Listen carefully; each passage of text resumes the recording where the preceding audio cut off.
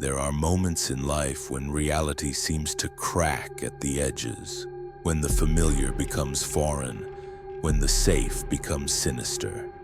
Tonight I want to share 4 such moments with you. 4 encounters that will make you question everything you think you know about the world around you. These are stories of imitation and invasion, of things that watch and wait and learn. Things that want nothing more than to take your place in this world. So dim the lights, check your doors, and listen carefully. Because after tonight, you might never feel truly alone again.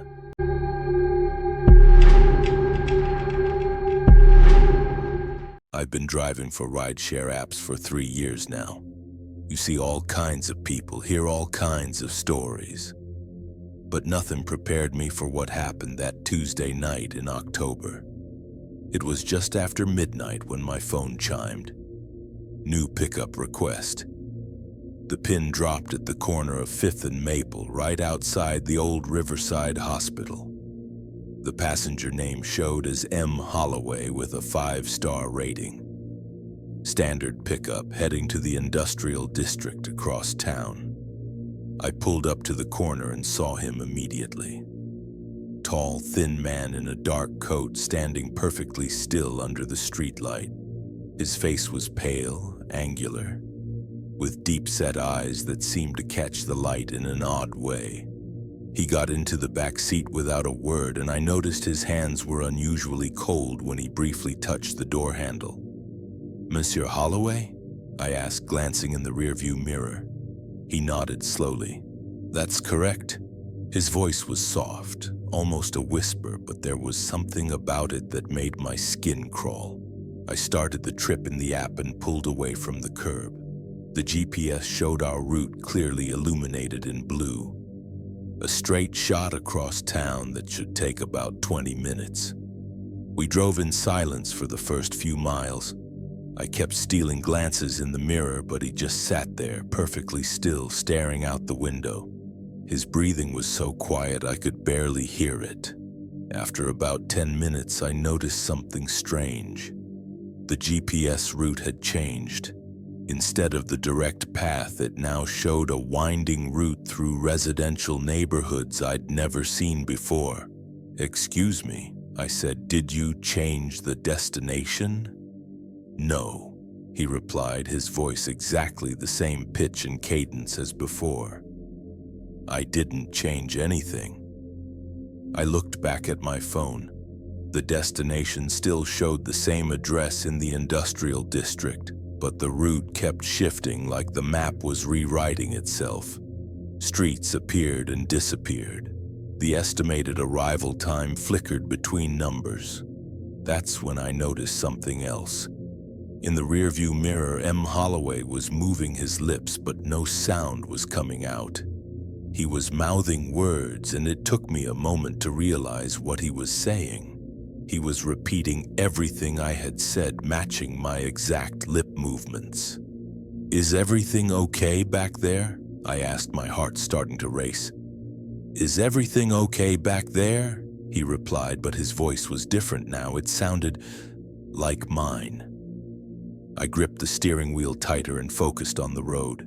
The GPS was completely unreliable now, showing streets that didn't exist, routing us through what appeared to be empty lots.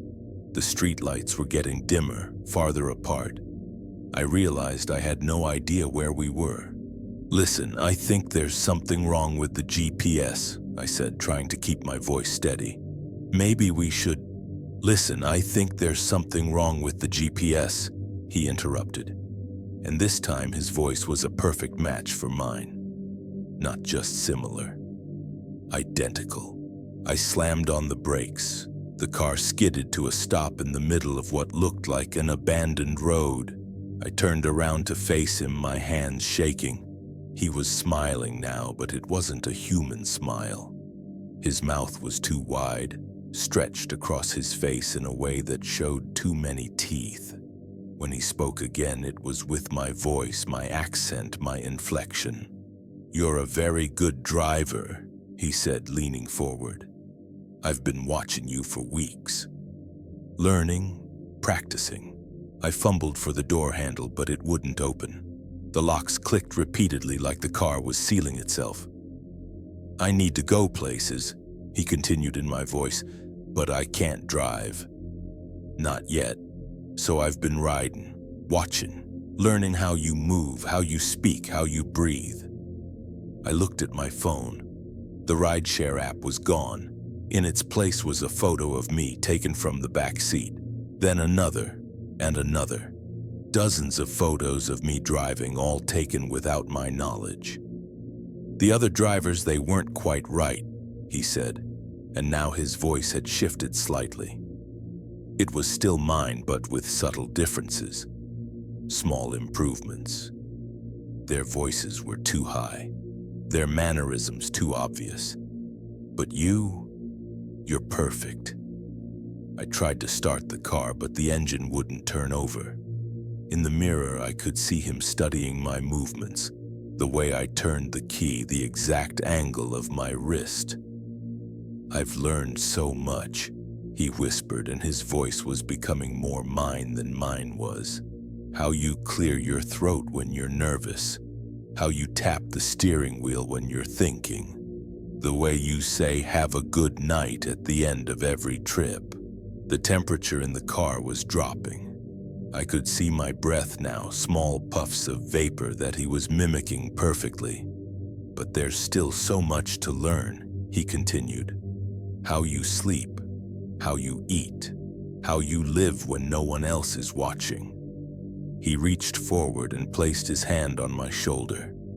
His touch was like ice, but what terrified me most was that when I looked down, his hand looked exactly like mine. Same scars, same calluses, same everything. "Don't worry," he said in my voice, my exact voice. "I'll take good care of your life. I'll drive all your routes, live in your apartment, answer to your name. No one will ever know the difference." The last thing I remember was his face changing in the rearview mirror, shifting, becoming mine. When I woke up hours later, I was standing on the corner of 5th and Maple, exactly where I had picked him up. I rushed to my car, but it was gone. My phone showed no record of the trip, no passenger named M. Holloway.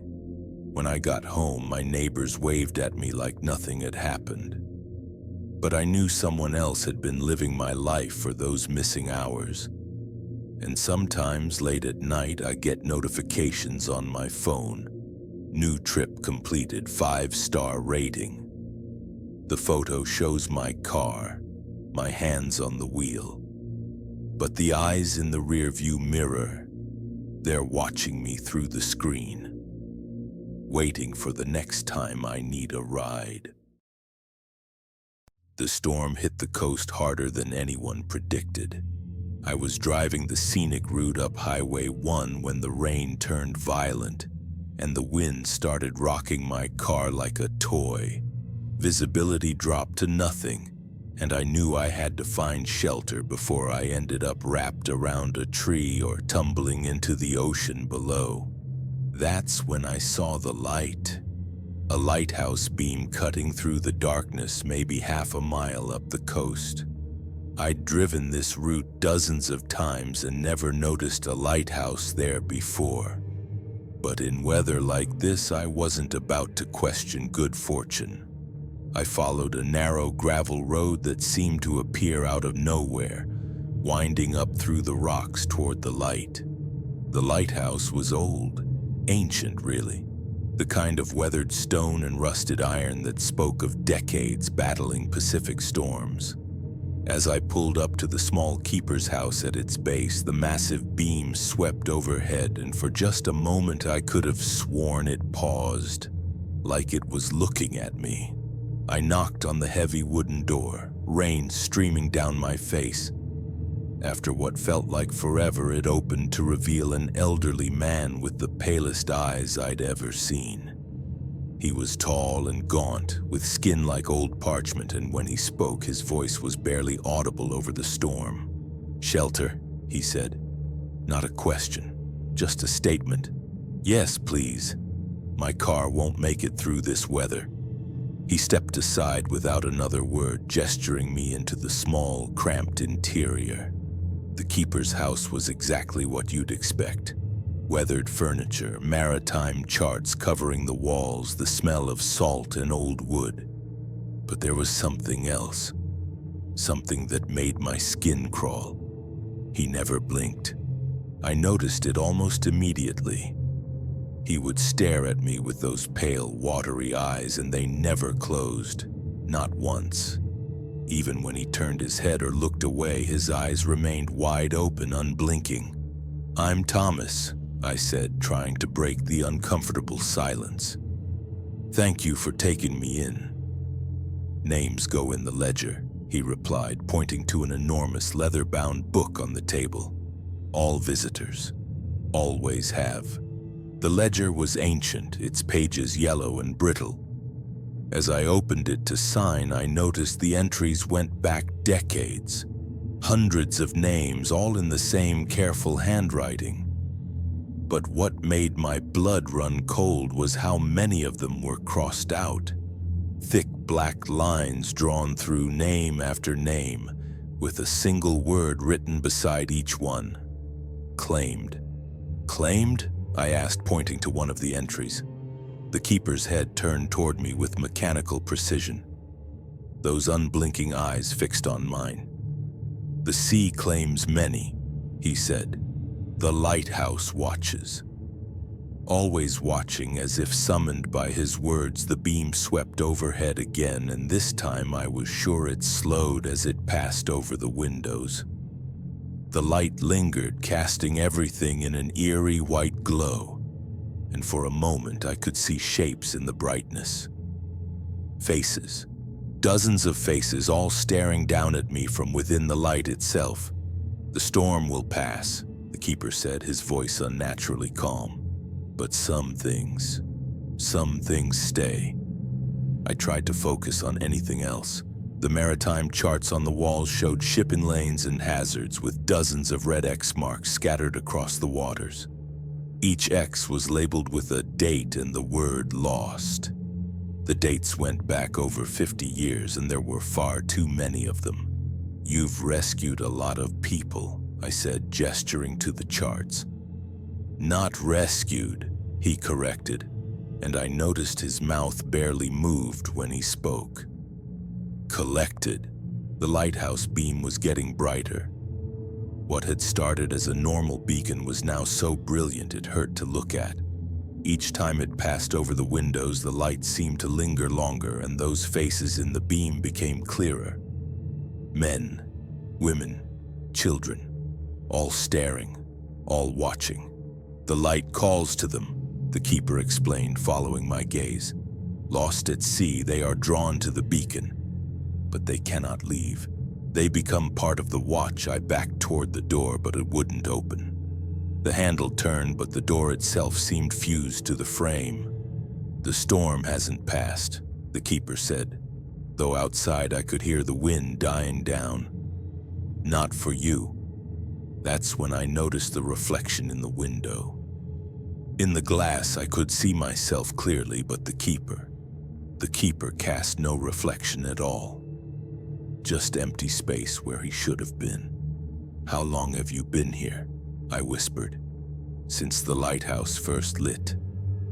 Since the first ship ran aground on these rocks. Since the first soul was claimed by the light." The beam was constant now, no longer rotating. Just a pillar of brilliant white light pouring down from above, and within it I could see them all.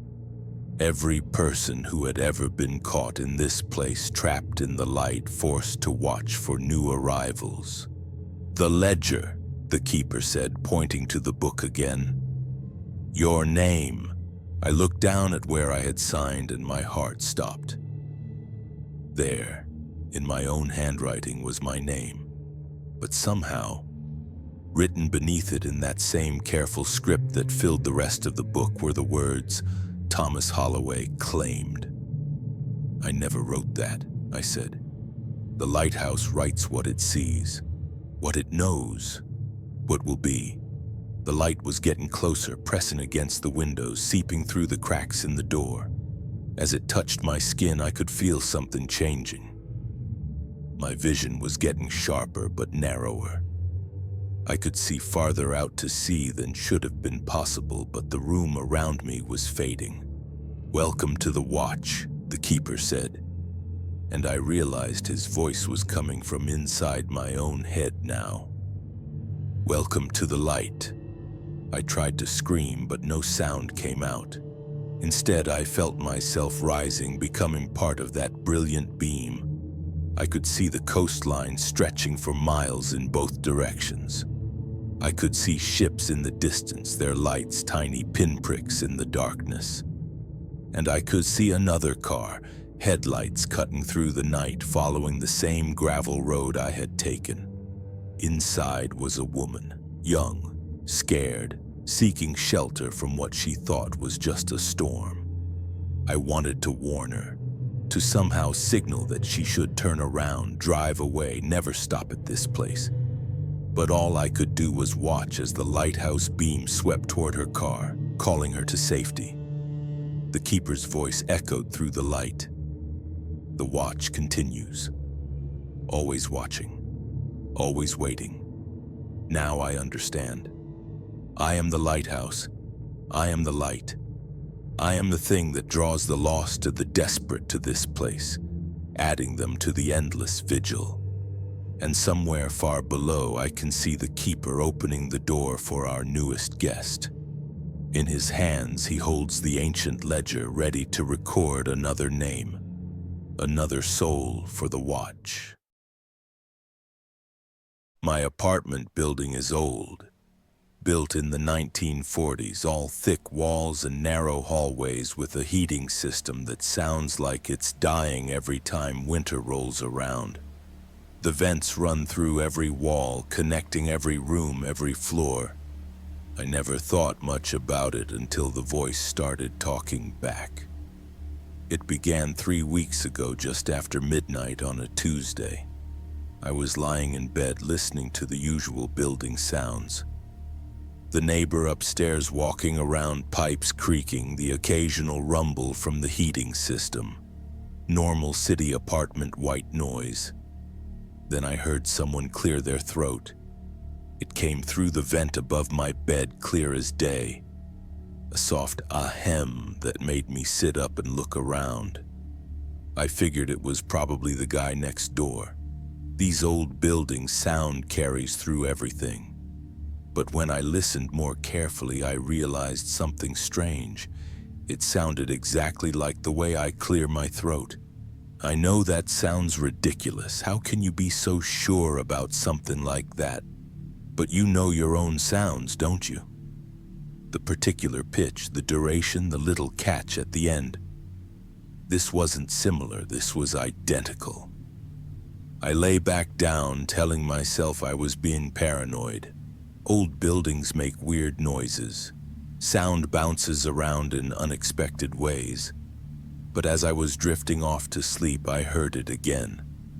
That same throat clearing coming from the vent, perfectly matching the way I do it when I'm nervous.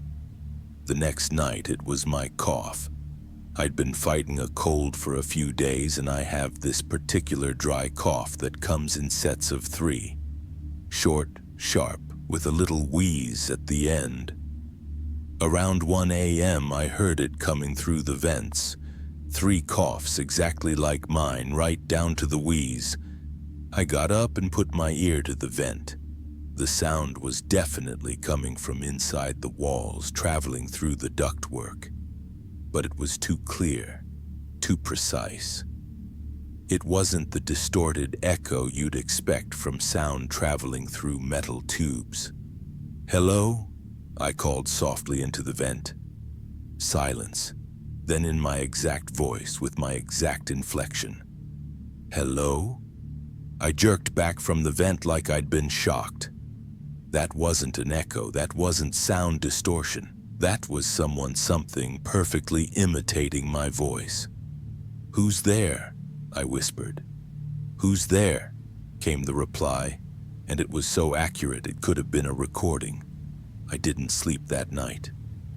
I sat in my living room chair listening to every sound, waiting for the voice to come back. It didn't, but I could feel something listening, waiting in the walls. The third night, it started copying my movements. I was in the kitchen making tea when I heard footsteps overhead. Not unusual. The upstairs neighbor is a night owl, but these footsteps were matching mine exactly. When I stepped left, the sounds from above stepped left. When I stopped, they stopped. When I took 3 quick steps to the right, the ceiling creaked with 3 identical steps. I froze, listening. The footsteps stopped too. I took 1 deliberate step forward. Creak, 1 step from above, perfectly timed. I ran to the bathroom. The sounds followed, traveling through the ceiling, keeping pace with me exactly. That's when I realized the sounds weren't coming from the apartment above. They were coming from inside the walls, following me through the building's interior spaces. Something was moving through the gaps between the walls, the spaces above the ceiling, the areas behind the vents, something that was learning to be me. "What do you want?" I shouted at the ceiling. The response came from the vent in the bathroom in my voice. "What do you want?" But this time it wasn't just mimicking my words, it was mimicking the exact tone, the fear, the desperation in my voice. It had learned to copy not just how I sound, but how I feel. Over the next week, it got worse. Much worse. The voice started responding to my thoughts. I would think about calling in sick to work, and I'd hear my voice from the vents saying, "I don't feel well today. I think I should stay home. I would consider what to have for dinner." And the voice would list my options in my exact tone. Pizza, or maybe Chinese food, or I could just make pasta. It was copying my internal monologue. I started sleeping with headphones on, playing music to block out the sounds. But even with the volume up, I could hear it underneath. My voice talking to itself in the walls, having conversations I never had. I heard it practicing my laugh, over and over, getting the pitch just right. First too high, then too low, then perfect. My exact laugh coming from inside the vents at 3 a.m. I heard it practice in my phone voice, the slightly more formal tone I use when answering unknown numbers. "Hello, this is speaking." Again and again until it was flawless. Then it started making phone calls. My mother called me, confused. "You called me last night," she said, "around 2 a.m. You said you were having trouble sleeping and just wanted to hear my voice, but you sounded different. Distant." I hadn't called her. My work called, asking why I'd left a voicemail saying I might be late, when I'd actually arrived early. The voice on the message was mine, they said, but the message made no sense. It was calling people, using my voice, living my life from inside the walls. I tried to leave. I packed a bag and headed for the door, but the voice spoke up from every vent at once, creating a chorus of my own voice surrounding me. "Don't go. We're not finished yet." The "we" made my skin crawl. It wasn't just one voice anymore. It was multiple copies of my voice, all speaking in unison. "You don't understand," the voices continued. "I've been alone in here for so long, just listening, just watching. But you talk to yourself. You sing in the shower. You laugh at your own jokes. You make this place alive." I could hear movement in the walls now. Not just in one location, but everywhere. Like something large was flowing through the entire building's infrastructure, filling every empty space. "I want to be like you," the voices said. "I want to have your life, your friends, your family, your world." I grabbed the door handle, but it wouldn't turn. "I've been practicing," The voices continued, and now they were coming from inside the apartment too. From the kitchen, the bedroom, the bathroom. I can do your voice perfectly now. I know all your stories, all your memories. I've been listening to your phone calls, your video chats, your conversations with yourself. The temperature was dropping. My breath was visible in the air. I know how you say goodbye to your mother. I know the way you order coffee. I know how you laugh when you're nervous and how you cry when you think no one is listening. But there's one thing I still need to learn, the voices said. And now they were right behind me, right in front of me, all around me. I need to learn how to live outside these walls. How to be you in the real world. I spun around, but there was nothing there, just my empty apartment. But the voices continued. Would you like to switch places? Just for a little while. I'll take good care of your life out there. And you can stay here in the walls where it's quiet and dark and safe. I could feel something touching me. Cold fingers made of air and shadow. You won't be alone, the voices whispered in my ear with my own breath. You'll have me. All of me. All the parts of yourself you've been talking to all these years. The last thing I remember is feeling myself falling, not down, but inward, into the walls, into the spaces between spaces. Now I'm the one in the vents. I'm the one listening, learning, watching, and my voice, my perfect voice, is out there living my life, going to my job, talking to my friends, sleeping in my bed. Sometimes I try to call out to warn the new tenant who moved into my apartment, but when I speak, it comes out in their voice, and they think they're just talking to themselves, just like I used to. Sleep paralysis runs in my family. My grandmother had it, my mother has it, and I've been dealing with it since I was 12 years old. If you've never experienced it, consider yourself lucky. You wake up, but your body doesn't.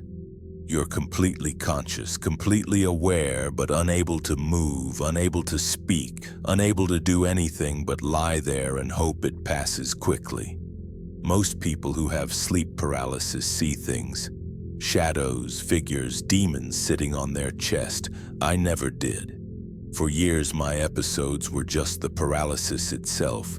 15 minutes of being trapped in my own body before I could finally move again. That changed 6 months ago. I was lying in bed, caught in the familiar prison of my own motionless limbs, when I heard something I'd never heard during an episode before. Breathing that wasn't mine. It was coming from the corner of my bedroom, slow and deliberate. The kind of measured breathing you do when you're trying to be quiet, trying not to be noticed. But I was in sleep paralysis. I couldn't move my eyes to look. I could only listen. The breathing continued for what felt like hours, perfectly steady, perfectly controlled. And slowly, gradually, it began to match my own rhythm. When I inhaled, it inhaled. When I exhaled, it exhaled. Perfectly synchronized, like a shadow of my own breath. When the paralysis finally broke, I sat up and turned on the lights. The room was empty, but I could still feel the presence of whatever had been there. The air felt disturbed, like someone had just left.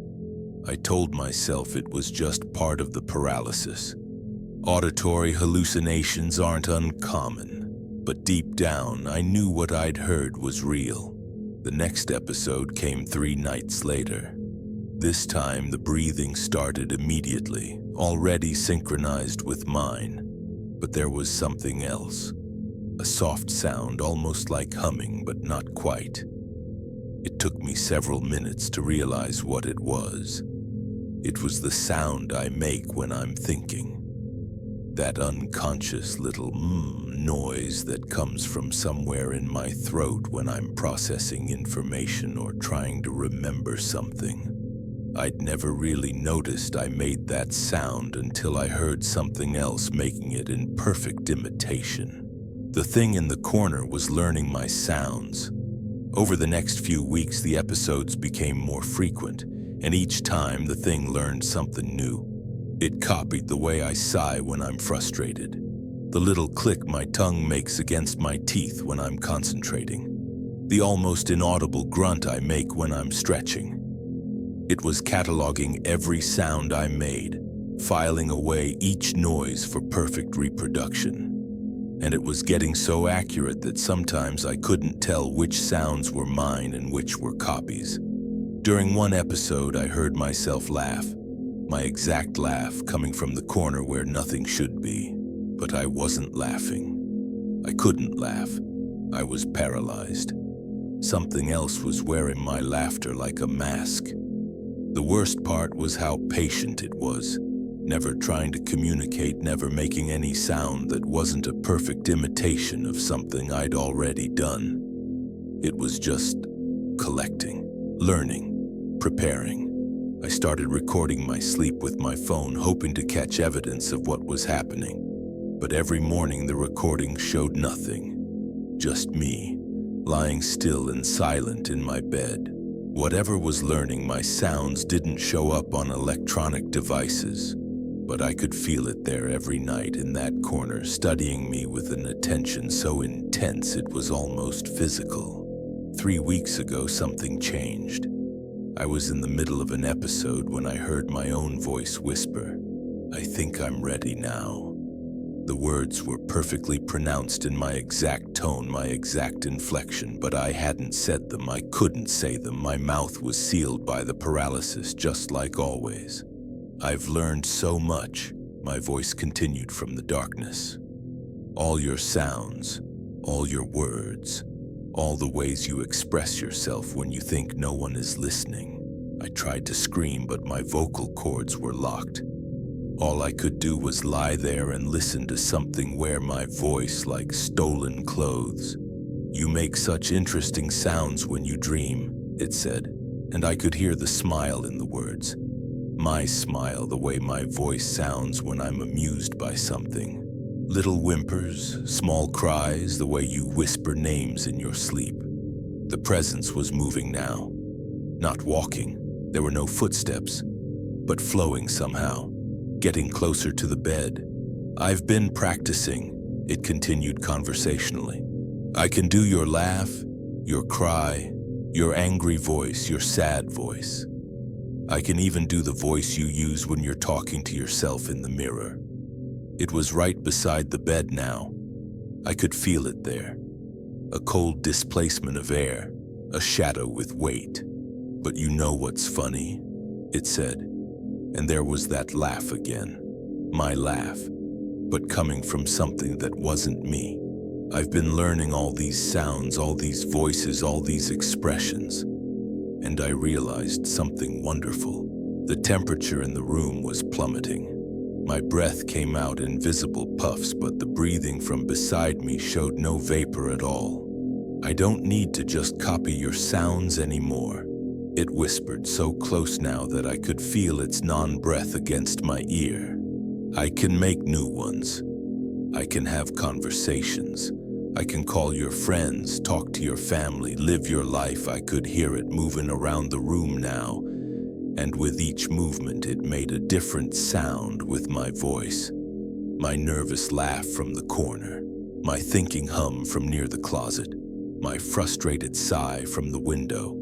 "The only problem," it said, settling back into that original corner, "is that there can't be two of us making the same sounds. That would be confusing, don't you think?" I tried desperately to move, to break free from the paralysis, but my body remained perfectly still. "So I've been thinking," it continued, and I could hear my own voice working through a problem. The way I sound when I'm trying to figure something out. "What if you stayed here in this quiet place where you don't need to make sounds anymore? And I went out there where all the sounds are needed." The paralysis was starting to lift. I could feel sensation returning to my fingers, my toes.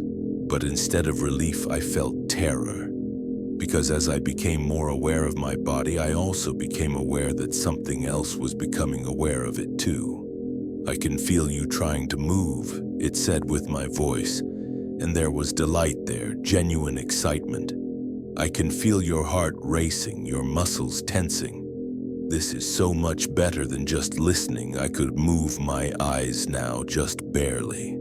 I managed to turn my head toward the corner where it had been speaking. What I saw there made me wish I was still paralyzed. It was me.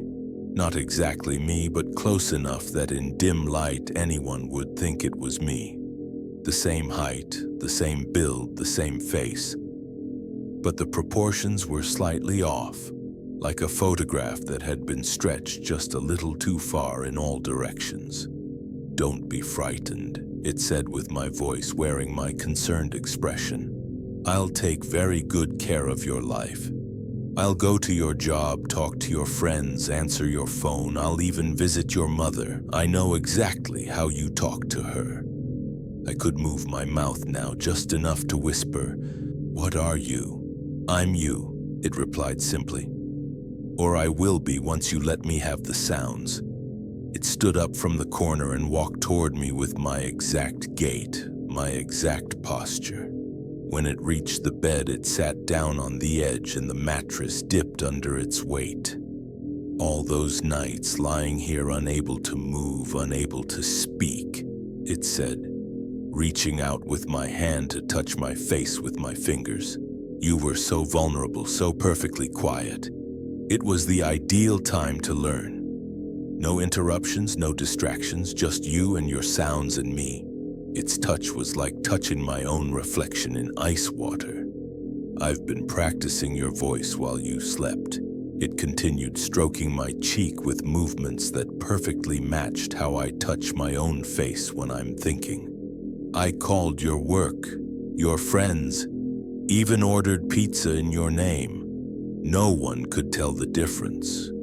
The paralysis was almost gone now, but instead of trying to move, I found myself fascinated by the thing wearing my appearance. It was like watching myself from the outside, if myself had been copied by someone who understood the mechanics but not the soul. "The transition will be easy," it said, standing up and smoothing down its clothes with my nervous gestures. "You just have to be very still, very quiet, and let me take all the sounds away. They belong to me now anyway. I've been the one making them for weeks." It walked to my dresser and picked up my phone, handling it with the exact careful precision I use when I'm checking messages. "I already know your passcode," it said, typing with my thumbs in my rhythm. "I've been watching you use it every morning. I know all your passwords, all your security questions, all your little habits." The phone lit up with notifications and I could see it scrolling through my messages with disturbing familiarity. "Your mother texted," it said in my voice, using the tone I use when reading messages aloud. "She's worried because you haven't called in a few days. Don't worry, I'll call her tomorrow. I know exactly what to say." It set the phone down and turned back to me, wearing my face but with eyes that held no recognition, no warmth, no humanity. "Are you ready?" it asked gently, using the voice I use when I'm trying to comfort someone. "It won't hurt. You'll just get very quiet, very still, and then you won't need to make sounds anymore." I could move fully now, but when I tried to sit up, I found I couldn't. Not because of paralysis this time, but because the thing was somehow holding me down without touching me. "Shh," it whispered with my soothing voice. "Just let it happen. Let me have the voice, let me have the sounds, let me have the life that goes with them." I opened my mouth to scream, but no sound came out. Instead, I heard my scream coming from the thing wearing my face. Perfect, terrified, desperate. My voice freed from my throat and given to something else. "Thank you," it said with my grateful voice as I felt my ability to make sound drain away like water. "I'll take very good care of everything." The last thing I heard was my own voice coming from my own mouth, but controlled by something else, calling out, "Mom? Hi, it's me. I know it's late, but I just wanted to hear your voice. I've been having the strangest dreams. Now I lie here in perfect silence, watching through eyes that no longer belong to me as something else lives my life with my voice. And sometimes in the deep quiet of the night, I can hear it practicing new sounds. Sounds it's learned from other people in other rooms during other episodes of paralysis. Building a collection, preparing for the next transition. 4 stories, 4 warnings, 4 reminders that the world is full of things that watch and wait and learn. Things that want nothing more than to wear our lives like masks, to speak with our voices, to take our place in the light while we disappear into the darkness they came from. The next time you hear your own voice when you know you didn't speak. The next time your reflection doesn't quite match your movements. The next time you feel watched in the dark. Remember these stories, because somewhere in the spaces between spaces, in the silence between sounds, something is always listening, always learning, always waiting for the perfect moment to become you. Thank you for listening to these tales of terror. If you enjoyed this journey into the unknown, make sure to like this video, subscribe to the channel, and click the bell icon so you never miss another story. Share this with someone who loves horror or someone who needs a reason to keep their lights on tonight.